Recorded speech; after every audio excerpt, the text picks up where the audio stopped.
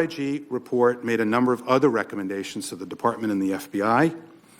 We believe that implementation of those recommendations, including those that seek individual accountability for the failures identified in our report, will improve the FBI's ability to more carefully and effectively utilize its important national security authorities like FISA, while also striving to safeguard the civil liberties and privacy of impacted U.S. persons.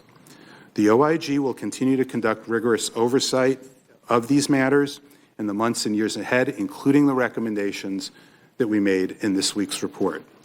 That concludes my statement, and I'd be pleased to answer any questions the committee may have. Well, thank you very much, and again to your team, thank you for the service you've done to the country here.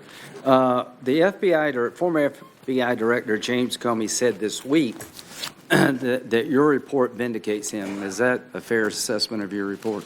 I think the activities we found here don't vindicate anybody who touched this. Okay. Let's run a clip here. This is what Comey said in 2018. It would be nice to have sound. Do we have sound? Okay. Never mind, I'll read it. Director Comey, the reporter is asking him, "Can I ask you a question on FISA abuse? It's a major issue for the Republicans.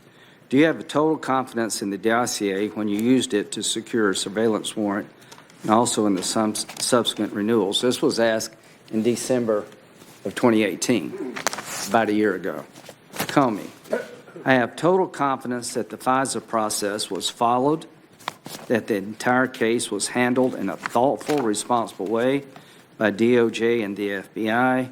I think the notion that FISA was abused here is nonsense." Would it be fair to say that you take issue with that statement?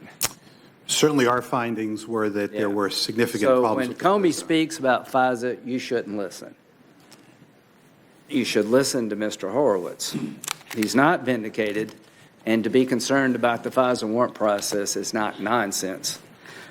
Christopher Steele, is it fair to say that he had a political bias against Donald Trump?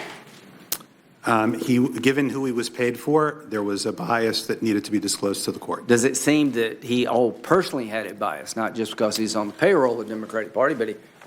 Well, we found in the course of this and heard from